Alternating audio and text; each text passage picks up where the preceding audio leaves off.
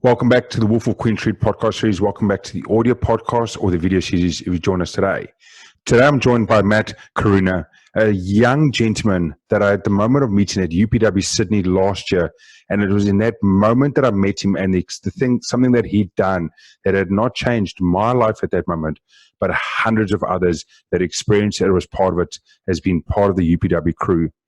Just to lead and build up the story around it. To anyone that's gone to a UPW Tony Robbins event, on the night one, there's a fire walk. So what this is about a 20 meters of fire that we put out the coals, and you got to overcome your fear and your challenges, walk across the fire to someone on the other side of the crew member, and they greet you, and you have let go of all the stress, the anxiety, and the problems you have in your life. But what makes Matt special about this moment, what makes that key moment in my life and all the 300 members of the crew was that I did not know at that stage. I had not met Matt at that stage. He's on our aisle one for the firewalk. We had our special needs or people that needed assistance to do this. And people not knowing Matt is in a wheelchair. Matt came up to the lane one. I'm guessing everyone looked around and said, hold on, there's no chance, there's not possible this can happen. And I was told by some of the crew, all that happened is Matt turned around and said to someone, take my feet, I'm walking across the fire, and Matt went across the fire on his hands. Now, to anyone that can imagine that moment of seeing someone not just walking across it, being empowered on their legs, but someone that is unable to walk, to do it across the hands, at that split second, all our lives are changed.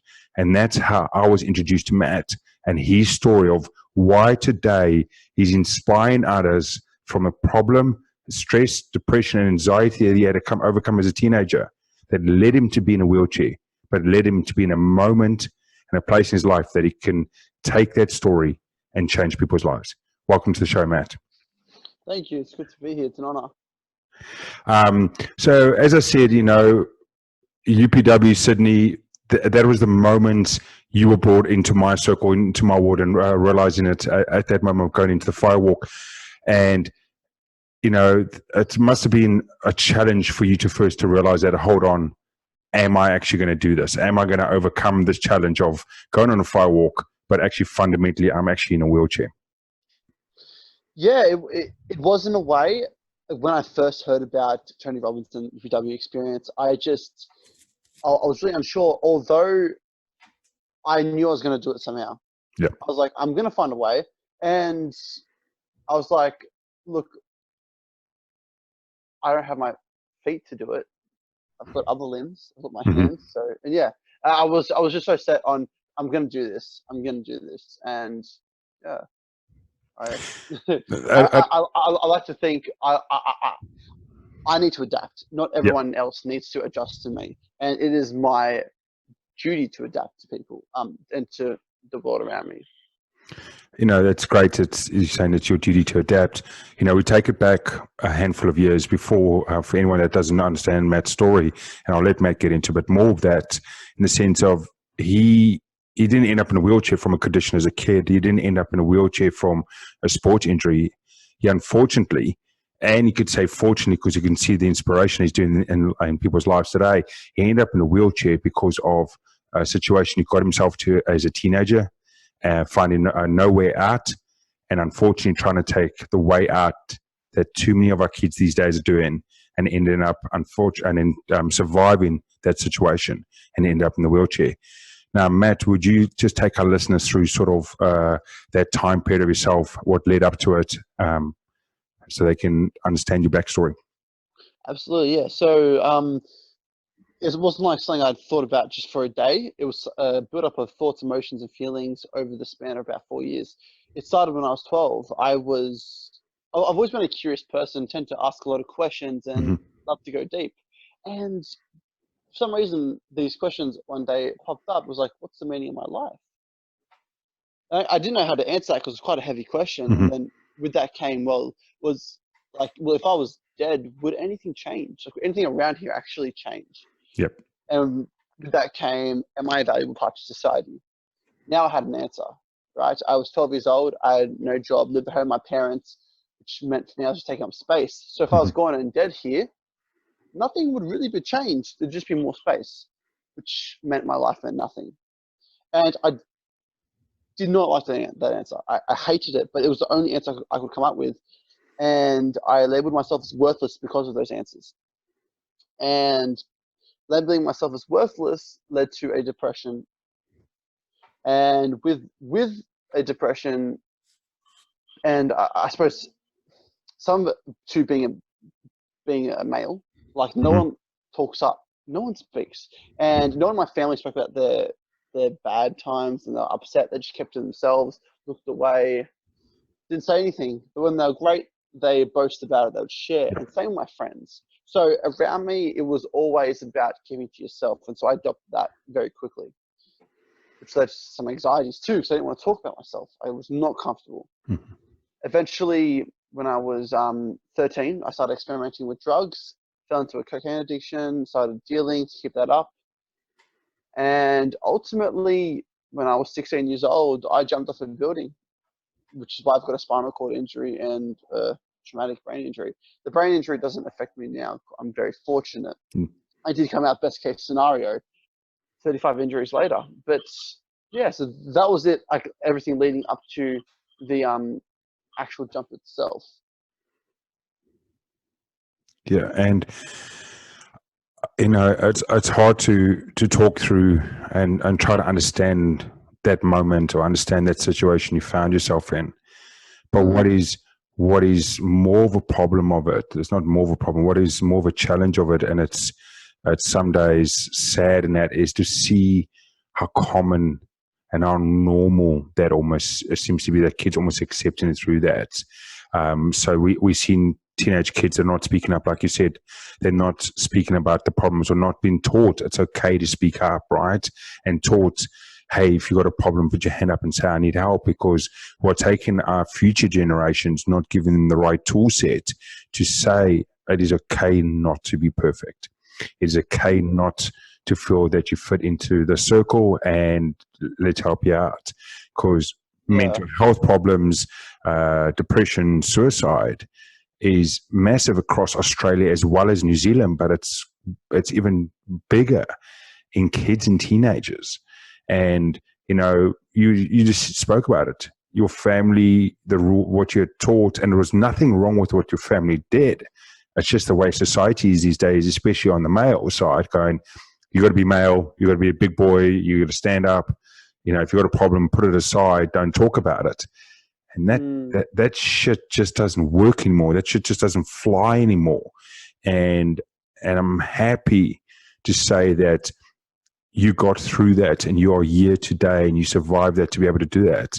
And I'm happy that you can tell the story to help others, that there never has to be another person that you speak to that has to feel that they can't have a moment and go, I need some help.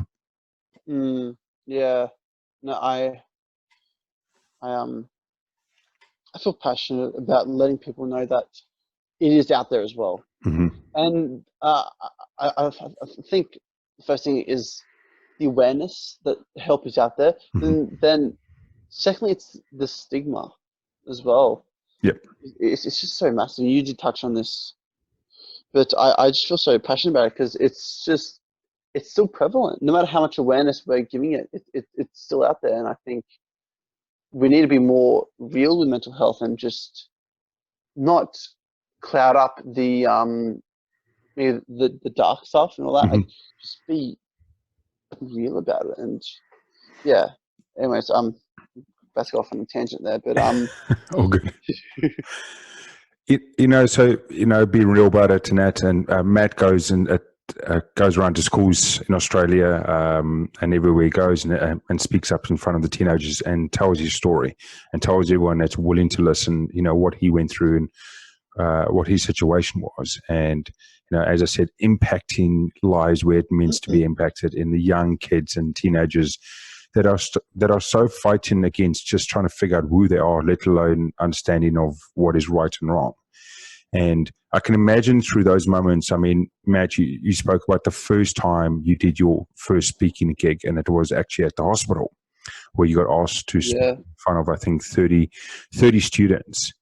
And you spoke about that moment of almost not thinking you're worth saying anything about what you happened, but the moment when it finished and how those students came up to you and what they did to you that made that moment.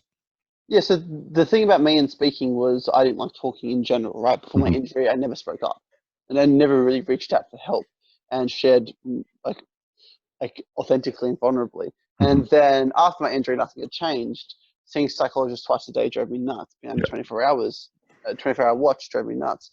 And when I was now, what's it called? I suppose presented with an opportunity to share my story. Yep. I just I didn't like sharing, I like talking, so it was really iffy. But it was a matter of my heart saying yes, and my head saying, well, what if you could help someone? How would that feel? And yeah, wow. And so I gave it a crack. And yeah, like you mentioned, after my first time sharing, I was shaking. I was extremely paranoid, and anxious. I was like, well, shit, what have all these people thinking of me right now? And these are 30 high school students, the exact same age as me. I was 17 at the time, and they all know my darkest secrets. Yeah. I in a way felt naked. And yeah, then they came up to me afterwards, and a lot of them thanked me. They said it inspired them, and some even said they wanted to help their friends. And when they said that, that's when it really hit me. Like, my dark past is now used to inspire someone, to even help someone or guide someone to want to help their friends. That's massive. I became grateful for certain things in my life. Don't get me wrong, I was still depressed, but I now had a reason to speak up more, right? In terms of sharing my story. So I thought I was never going to do it again, but my manager called me when I was on the way home, and she was like, "Matt, I want you to speak next week at the school that I managed to get a gig at." I'm like, yeah, it'd be great. Yep. And it went from 30 students in a room to now 300 people. It was a parent and student evening. And I was even more scared, but it was even better in a way. The feeling I got afterwards, that it became apparent, this is what I've got to do more. And I now had a why. Yep. So yeah, it's so sometimes it's hard to understand and to question, and there's a question that's on my mind, and I can imagine if I ask her, I'm going to piss some people off about it, but my style is, and I'm going to have to, is, have you ever thought that you had to go through what you had to go through and be where you are today because that was supposed to be what your journey? Yes. And have you accepted that? Absolutely. I would, if you had asked me a year or so after my injury if I'd regret what I did and would I change anything, yes, I would say I would have jumped higher. Would have found a better building. But if you had asked me now, I wouldn't change a thing.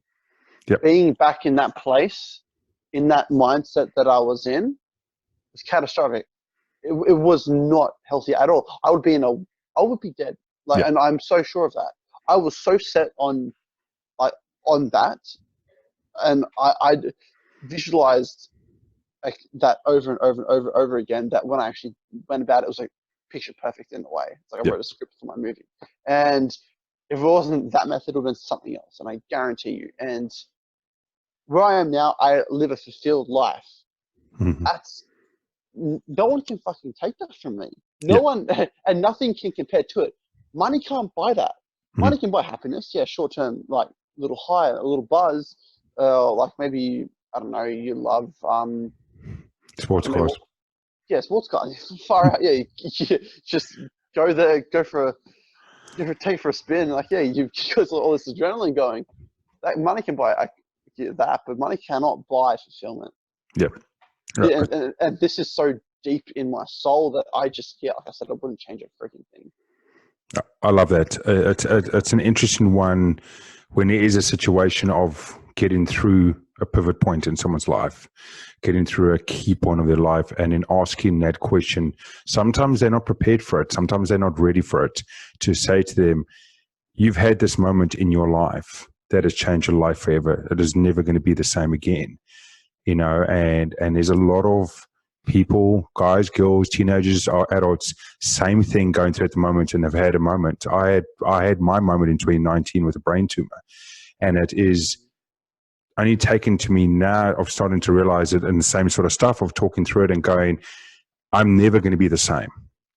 There's nothing I could have done to have changed it at the moment. I've got to either accept it and drive it and let it drive it to me to become a better version, a better person of myself, or otherwise it's just going to waste my time and my emotional state to think back and going, could I've prevented it? Could I've changed it? Could I've stayed on my original path? And as you said, your original path would have not led you anywhere would have not led you anywhere good. It was only worse off. And you're now on the better chain. You're on a fulfilled life and inspiring others. Lawrence, do you live a fulfilled life and love what you do? Yeah, most days. Let's say that I'm not going to bullshit everyone and say, hey, I do what I love every single day. There's moments, 90% of I do what I would like to do. There's other moments when you don't, and anyone is in full denial to say, hey, I live a 100% fulfilled life 100% of the time, because that's a crock of shit. Absolutely, yeah. So, and I agree 100%. Like, I'll tell people I'm no longer depressed, anxious, suicidal, but yeah, I completely agree. I still have bad days. I still do. Like, anyways, where I was going with that is, so would you change your past though to change, I suppose, the outcome of 2019, knowing that you've lived a pretty fucking awesome life anyway? Yeah, I mean, I think nothing I would have changed to what happened in 2019. I think the biggest thing to me would have been of how I approached it afterwards, and things that I've done differently afterwards, which has taken me time to now to realize that. Sort of to anyone that's followed me or on the brand has known I've only really publicly come out about it over the last couple of months. I've only really publicly started talking about it. When I met you at UPW, I was 5 weeks after brain surgery. Most people didn't know that I was still recovering. I wasn't 100%. Yeah, I was. Wow. That was my time, and that's part of it, which I think would have been the only thing I would have done differently. But it was my time. It was my realization and getting down to a point where I had to learn and going, this is what it is now, and now I need to speak up about it. No more hiding, no more going behind it, no more putting a front on, and saying I'm perfect, I'm good, but at home I'm having challenges and I'm having situations and I'm off and I'm not on. There's as part of it, I'm on medication every single day. I have my moments. I have my ups and downs. There's days I can't get out of bed. There's days where you don't want to be around me because I'm not an emotional, I'm a grumpy fuck. And that's just the way it is. And it's more sort of talking about it. And I think you needed the time. Yeah. And I think it's so well when you said you spoke about being naked on stage, of when you started doing your first couple of talks of saying, hey, it felt like you're naked on stage. There's always that old tool where they say, hey, if you imagine yourself naked on stage in front of an event, everything's out there, you get it off the table. And I think that's something that is so powerful to try and teach the youth or the adults, anyone that's worried about what people are going to think, and going, why do we love reality TV so much? Why do we love cheesy reality shows out there? Because it's normal life. There's nothing special about reality TV, right? Maybe there's one or two loons that are in the show itself. But then people go, but I don't want to share my story because that's my normal life. I don't want to share that situation because that's how my life goes day to day. But yet people want to know actual normality in a crazy world. They want to hear your actual life story or hear what you're going through. And I think it's sometimes a challenge to tell people going, just talk, just speak, just say something, and don't feel that someone's going to judge you. Don't feel necessarily that it's not going to resonate, because it will resonate to a certain portion. And, it might impact to a certain portion as well. Yeah, 100%. 100%. So after your first couple of your speeches you did going into the schools at that stage, is that where you found yourself now, pretty much what you're doing around the clock of going and speaking up, going to the schools, educating them? What is sort of the Matt journey the last 12 months and going the next 12 to 18 months forward? Yeah, okay. So, well, I didn't actually get started at schools back then, my second talk. When I started in schools myself was mid 2018. Mm-hmm. So the last 12 months was a massive period of growth for me. Yep. In terms of my speaking, it skyrocketed. In 2018, I was getting one a month, and that was a freaking good month. Yep. I was so keen for that. And then come last year, started at twice a month and gradually built up to, in October, it was like 5 a week at Yep. one stage, which is freaking awesome. Awesome for me. Anyways, what's next for me? All right, so considering this coronavirus period of time, yep. I suppose with what I do in terms of schools, conferences, and all that, it's all been cancelled. Yep. And I completely understand and accept the situation. I'm got some new stuff going to come out, so it's all going to be online, essentially, because I can speak in front of an audience face to face. Why can't I speak to an audience online? Yeah, it's the exact same. I think I might need to work on my camera skills, but yeah. besides my point. No, so I think what's next is a TED Talk. Yep. That is what's next for me. When that is, I suppose, possible as well. Yep. TED Talk, so online, like group coaching, one-on-one coaching too. I'm still in the midst of figuring that out, and yeah, I mean, yeah, it's probably like what I currently see. Why don't you start a podcast? Perfect time. I thought about it. I have. I'm sure you know someone that runs a podcast and can help you out.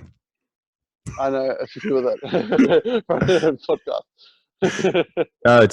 I speak to a lot of people, and that's sort of trying to look for clarity and certain around their content, and it's one of the best platforms because it's a place where people can come and listen. When I do research about anyone that comes a guest, or I just do research about people naturally. Obviously, when you host a podcast, you've got to have enough skills to handle a conversation. You've got to have enough knowledge to handle conversations in different niches and spaces. So I do a lot of research into people or niches and so forth. And I find always, and people, again, it's something about fear that I find podcasts is the easiest way to learn because people talk there, they talk honestly, sometimes they go on and you get sort of some golden nuggets. And then you find a lot of people that just saying, like, hold on, I don't know how to do a podcast, or, I'm not sure what to say about it and so forth. But it's as simple. You can start as a podcaster standing there, taking device, voice recorder, sitting for 20 minutes and just having a yarn and going, hey, this is me. What are you doing? And having a chat, or have someone else on the other side and uploading it. It's simplistic in its nature, but it just allows people to have their say, but it allows anyone else actually to find it, because podcast is changing the world. It has been for years, and it will still do it from here going forward, because it's the most simplistic way, almost cost-free, to start one and get it out there. Yeah, true. And there's no time like now, quite literally. Totally, and I wouldn't be surprised. I would love to see the stats. I don't know if I would be able to. I'd likely come out in a couple of months. I'd love to see the amount of podcasts that have started in the last week to 2 weeks to 6 weeks, and going on there. But then the interesting one to see is how many people are still continuing. Because as with life and with anything that we start, we always start ablaze. We start at 100%, and then a week later we're at 90%, and then 80%, and then and then 6 months later, you're like, nah, stuff it. I'm not going to do it anymore. But it's the guys that push it out and put it out there. And I definitely think with what you're trying to achieve, you should look into it and have a chat so other people can find, if they just want content from yourself and hear your story, that's where they can go. Yeah. I'm really considering it. Really consider it. That's all right. We'll talk off Eva. I'll help nudge that and tell you and get you onto my 8-week program of how to launch it and so forth. That's coming out over the next couple of weeks. So Matt, at the moment, as you said, you're taking the next level of up in your coaching skills, your speaking skills, everything else. What do you feel with everything that's going on in our society at the moment, I mean, obviously the world's locked down. We're with COVID-19. There's a lot of uncertainty. What is the importance from what your story is to the community out there at the moment for them to think through and work through, and tools and tips for them? Best thing right now is support one another. Mm-hmm. I have an unpopular opinion about the COVID-19 situation, which I won't go into. But in terms of the whole thing with the lockdown and people losing their jobs and people's businesses under a lot of stress, I mean, the biggest thing we can all do right now is support one another. Yeah. And the biggest thing, like my first turning point after my injury was actually opening up to people. And then I had a supportive network around me, Mm-hmm. right? And that supportive network is what helped me and led me to find my purpose. Yep. With that support, I would not be where I am today. Yeah, I'm very, very, very grateful for that. So what we can do for one another is just be supportive. Mm-hmm. Really check in. But don't just say, oh, how are you? But how are you really feeling? And if you're going to ask that question, be prepared to listen. Mm-hmm. Don't just ask it and expect someone to say good. No, if they're going to say, I'm doing a bit rough lately, be physically present. Don't be like on your phone. Don't be like cooking or whatever. Like, be physically there. Mentally, put all your attention and focus on them. Emotionally, show sympathy and empathy for what they're sharing. Yep. Even if it's something great. Mm-hmm. It's just, with support, the first step towards supporting someone is connection, but the first step towards any bit of connection is presence. Without presence, you can't establish connection. And I feel very passionate about this because this was something that affected me earlier on in my youth when I was younger. Me and my parents never had a close relationship, and so was a big reason why I never opened up to them. It took me a long time to do it, and not just open up to them, but we very much had we had a lot of separation in our relationship, right? Where there was a bit of a hierarchy with the parents and myself, and there needed to be some distinction, but there was no connection. Yep. When they were like with me, they weren't present physically, mentally, emotionally, yada yada yada, and yeah, I suppose that had an effect. It really did. Yeah, sorry. So before I go off on a tangent, supporting people. Yeah, and be there, check up on them as well. Yeah, it is. It's great. No point you're saying there about checking up and supporting, and I love the whole be present. Be present in the conversation. I'll put my hand up, and my wife will support me on this decision. That unfortunately, I'm usually not present in our conversations, as I'm too busy on my cell phone or doing something else. But yes, something we've got to pay attention to more in our society. Of when there's the moment of actually asking a question, we've got to be prepared to fully take what the answer is that comes back. And that's not just standing there and nodding. That's actually standing there, acknowledging what it is, and then calculating, depending on what the answer is, what the support mechanism back is as much as saying to someone, hey, it's okay, you'll be fine, or realizing that a friend is reaching out going, I'm in a bad situation, I need help, and then understanding that next step.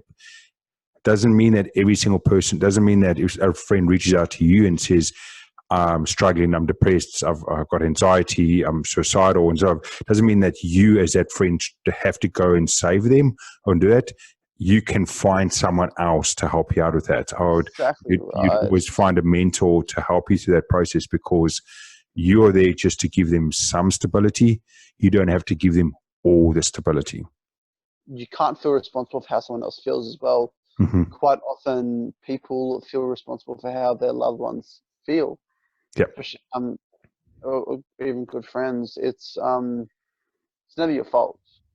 Understand that.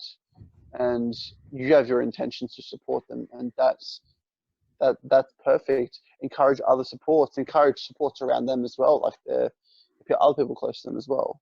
Mm-hmm. Who knows what they could get out of it? Yeah, I totally agree with that, and thanks for that, Matt. So coming up to half an hour today on the story, I think there's so much through this at the moment with our timing and everything. It's such a weird moment in our lives. It's such a weird situation. Anyone I'm having discussion and recordings at the moment is, trying to beat through and trying to stay supported, stay as one, stay as strength when there's so much uncertainty. Is there any one final thing, Matt, you want to leave our listeners with today in this moment to focus on for the next couple of days? And then what I'm going to challenge Matt is we are now, this is recorded on the 27th of March. It'll come out a bit later after that, but I want to challenge Matt in a few days' time after this recording has come out, is I want him to give a nugget now of what to leave our listeners with.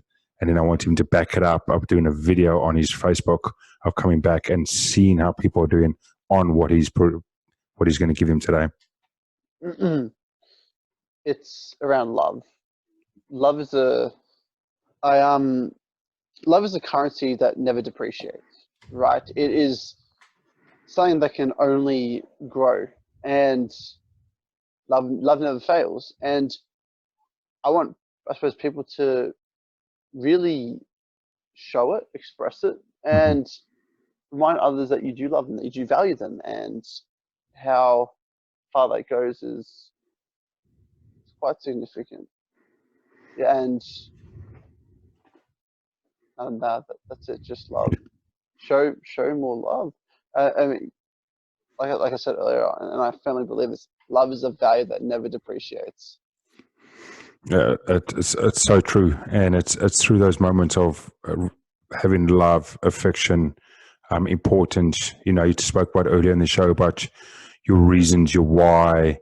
If there's love there and you move out of the picture, there's always going to be an impact. And you spoke about in the very beginning of going, if I left, would be something missing. And you felt at that stage, no, there wasn't. But if there's love in the situation, if there's care, if there's understanding, if you move from that situation, there's definitely going to be something missing. Ask any person if they have something that they love, irrespective of whether it's a cell phone to an individual or a human. If that person disappears, that person moves away. If they lose that person just from through loss or just from loss of relationship or so forth, there's always going to be an impact. So let's, as Matt has said, is keep the focus on the love, make it true and make it work it there, because it will help each other so much. But Matt, before we're going to end it off today, can you let our listeners know where they can actually find you? Where's the best way to reach out to you on social handles? Yeah, so my I have a website, mattcaruana.com. That's mattcaruana.com. My Instagram handle is Matt Shares, and Facebook is just Matthew Caruana. I am not the best on social media. I'm looking to really amp that up, especially in this time. Like, I've got no excuse. So, yeah. No, that's awesome, Matt. And to anyone that's listening, please go over and support. As much as Matt says, he's not the greatest on social media. Unfortunately, a lot of us these days struggle with that. He's got really great content. His videos are awesome. His messaging is great. So go over, give him the support. Say hi. Say you watched or listened to him from the show. And at the end of the day, as with most of the episodes I've left the shows these days, is look after each other, stay safe, and make sure we know what's going on around us so we can reach out, and when we need their help, stay indoors where you have to stay indoors. If you're in New Zealand at the moment, in Australia it's similar as well. Let's not be silly in the situation. Let's not be proud in the situation. Let's just, for this moment in our lives, just step back, relax.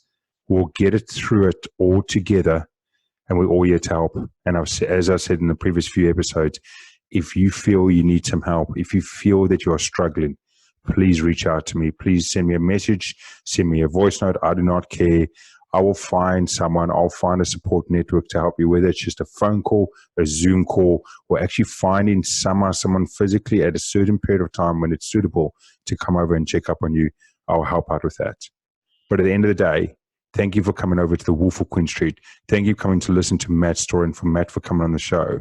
And let's change the world, supporting each other, love for each other, and let's just have a great day.